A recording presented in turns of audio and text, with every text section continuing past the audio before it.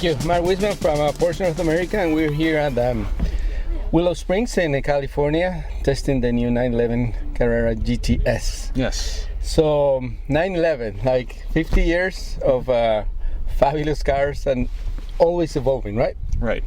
That's the key, to keep the heritage, but make the car better and better in terms of performance, in terms of everyday usability, and create the overall package to get the maximum out of the car in every situation. You know, every driving situation should be a pleasure. Okay, let's go on for a ride here now. Safety first. Tell us a little bit about, like, as we were saying, 911, 50 years of history. There are like many variants of this car, and why other variants? Well, the GTS is our middle ground, if you want to call it that. It's the next step beyond the regular Carrera and Carrera S, but retains their everyday usability without going to the all-out raw performance that the 911 GT3 offers. So the key was to increase the agility, give you an even better handling car, give you more performance, and retain the everyday street ability of the regular Carrera S, because you're not making any sacrifices in terms of comfort or everyday usability with the GTS, but you are getting more performance. So as we can see, the interior is as beautiful as all the other Porsches. I mean, Alcantara leather here on the steering wheel, like all the streamings, like it's still a luxury car, but like performance-wise, it's pretty good. Huh? Yes, Alcantara is our performance upholstery, if you will. It hugs you. You don't slide around, and it's also lighter than leather.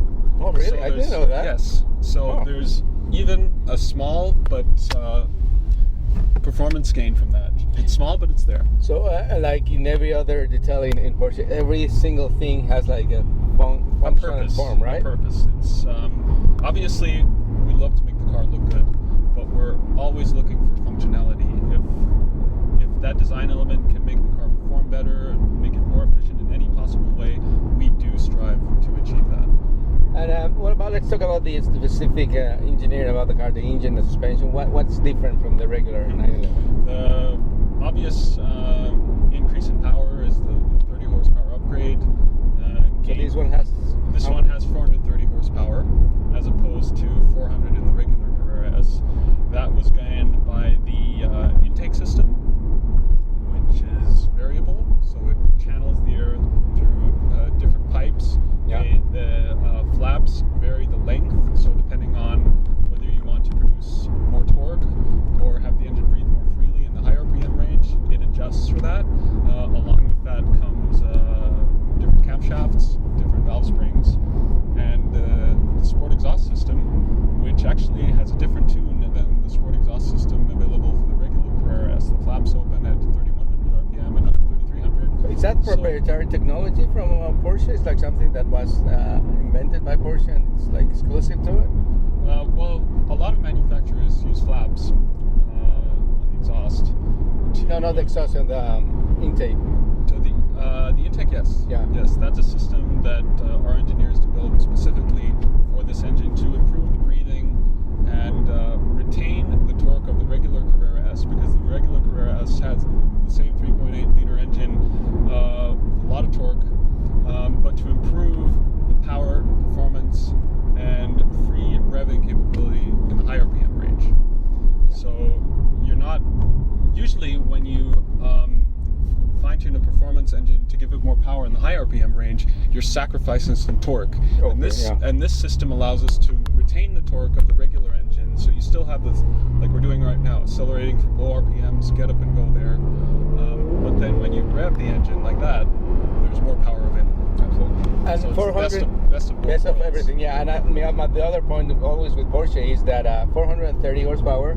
I mean, now like Dodge has a car like 707 horsepower. Right. You don't have to have that much power when the engineering is done with that precision to extract every single piece of power of the engine, right? I mean, if and that's what we've been about for many years. Is horsepower on a piece of paper doesn't do you any good if you can't put it down onto the road. Yeah. And we offer the car with a rear-wheel drive and a four-wheel drive, as we do many of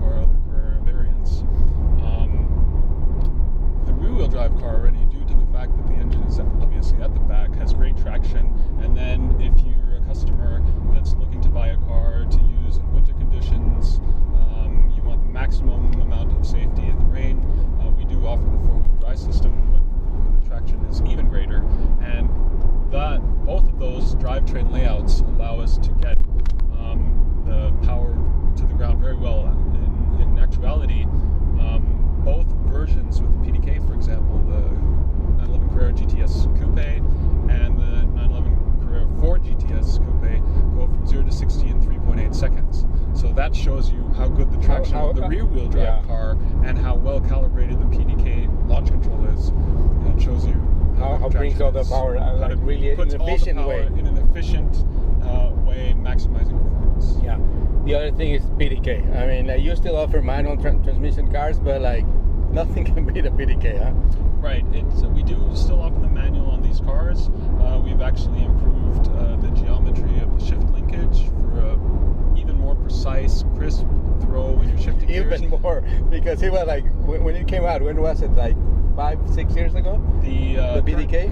The PDK. Yes. Yeah. Yes. I mean, that was. I mean, to most people, was perfection. So Yes. you're making perfect even better. Right. That's what you're saying. Right. But so you've been able to sample the manual transmission Yeah, this morning. which is great too. I think you can attest to the fact that it feels great. You can feel the optimized geometry that our engineers work very, very, very hard on. But yeah, PDK, the software strategy, if you have it in Sport Plus and you're on the track, you don't need the paddles. The system is so intuitive in terms of registering cornering, registering braking, registering acceleration. It down and upshifts exactly when you want it to. And you can keep both hands on the When wheel. the car needs it more than when you need to. I mean, like more than when you want to, because that's like the computer analyzing every millisecond of what is happening. Every angle of pitch and every degree of exertion that you're putting on the car with the throttle or the brakes. It analyzes that to give you the best possible shift pattern so that you can keep both hands on the wheel and maximize the handling and performance. Yeah. Get the most out of the car. Yeah, but still, the manual transmission, it's fun. I mean, and for some people, I think there's always going to be, hopefully, right? Like some people who are going to still enjoy doing that. Yeah, I mean, the fact of the matter is that the large majority of our customers does opt for the PDK due to its increased performance and efficiency, and it's also more comfortable because these cars, as you've seen, are very, very drivable on road. It's not a stiff performance car that's only fun on the track. Yeah. You can drive to work in this car. You can drive on a road trip in this car, and it's just nicer when you're sitting in traffic or you're just cruising around to have that PDK. Yes, we do still offer the manual, but PDK is the way of the future. And also all the other technology like stop and go, like when the engine Start stop, I'm sorry. and the coasting function. The seventh gear acts as an overdrive in both transmissions to bring the revs down, increase fuel consumption. The car is very, very efficient when you're just cruising down the road, and that's another of our strong suits. That's all part of our Porsche Intelligent Performance strategy that we're trying to prove with every car that efficiency and performance are not mutually exclusive, but go hand in hand. When you make a car more efficient, you can actually make it faster at the same time, and vice versa. So, yeah, we are seeing that even in Formula One. Like now they have pretty much hybrid car, probably powertrains, right? System, exactly. I mean, it's more or less like by saying this is not a hybrid, of course, but like we were saying, like efficient can be still very fun. Right. I think the GTS is a perfect example of the huge spread that's possible in a 911, having so many different characters, if you want to call it that, in one car. Yeah. And the GTS, let's say philosophy engineering, it's spread into other models in Porsche, right? Yes. We have the Panamera GTS, obviously. We have introduced the Boxster and Cayman GTS this year, applying that same principle of tighter suspension, a little bit more power, unique styling cues, and this has now spread to the 911.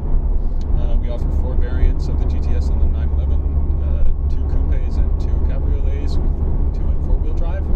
And at the LA Auto Show, we just released the press kit. We'll be showing the Cayenne GTS. Yeah. So let's talk about the value of this car, because I mean, if you go up onto the 911 Turbo S, you're talking about like a couple $100,000, right?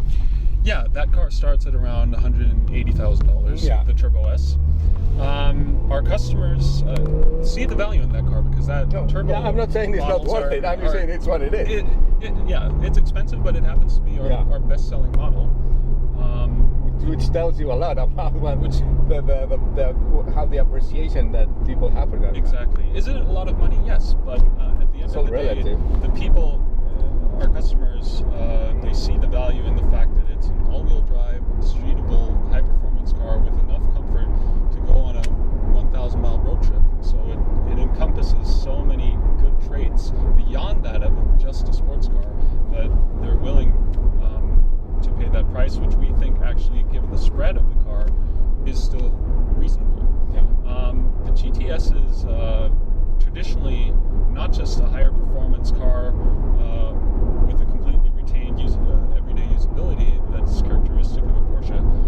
also a value proposition because this car has several options: the Sport Chrono package, center lock wheels, which you cannot get on the regular Carrera S. Okay. They're usually exclusive to the GT3s and turbos. The performance kit with the sport exhaust, power kit. So when you put all of these options in a regular Carrera S, it's actually more expensive than the GTS. So the GTS is a value proposition for customers that are looking to get into a higher-end Carrera S or Carrera 4S. And over the years, we've discovered that several of these options they're going to order anyways. So to increase the performance of the car, we put those into it. Making it almost standard, like, Right. like what really people want. So we're gonna go. We're here with Mark Weisman from Porsche North America and enjoy the drive here in the desert in California and going to Willow Springs to drive on the track. So thank you very much, Mark, for your time, all the Thank you, information, Jared. and we'll go out to the track and enjoy this stuff. Sounds good. Thank you.